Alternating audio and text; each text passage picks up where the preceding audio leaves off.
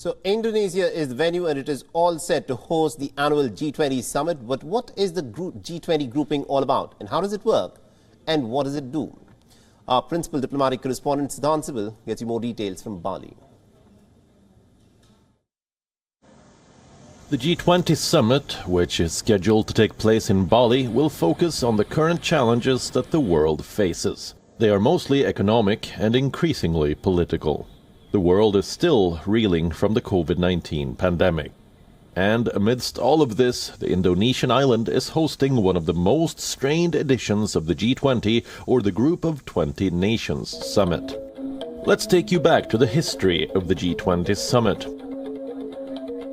The inaugural G20 Finance Minister meeting happened in the German capital Berlin in 1999.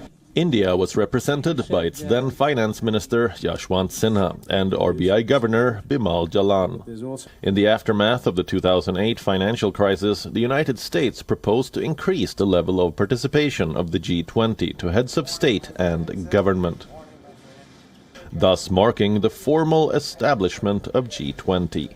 The first G20 summit took place in Washington, D.C. in 2008. This was then followed by two summits in 2009, one in London, another in Pittsburgh, and since then the summit has been happening annually. G20 is one of the most important groupings of the world as leaders chalk out plan to resolve the issues faced by contemporary world. India will be hosting the summit in September of 2023. And already work is under progress with building of state-of-the-art venues in the Indian national capital.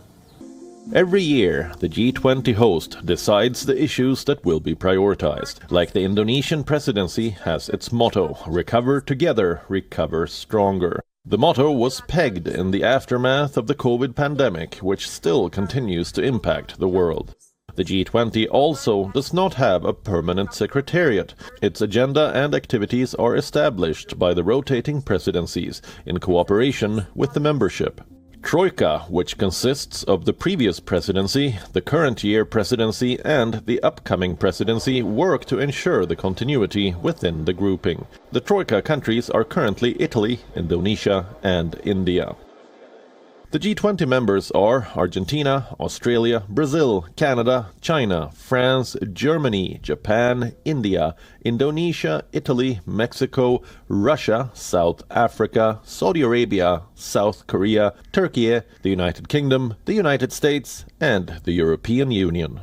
The rotational presidency also invites the guest countries. This time, 9 countries are invited to participate at the Bali summit, which includes Spain, Fiji, Rwanda, Senegal, Singapore, and Cambodia.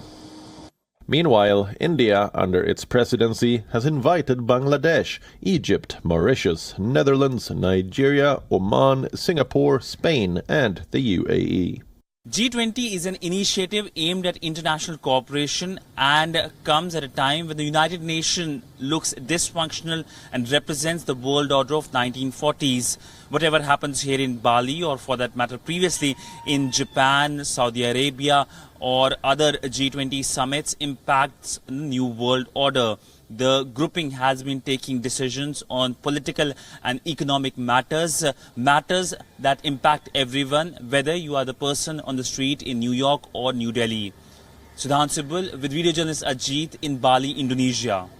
WION is now available in your country. Download the app now and get all the news on the move.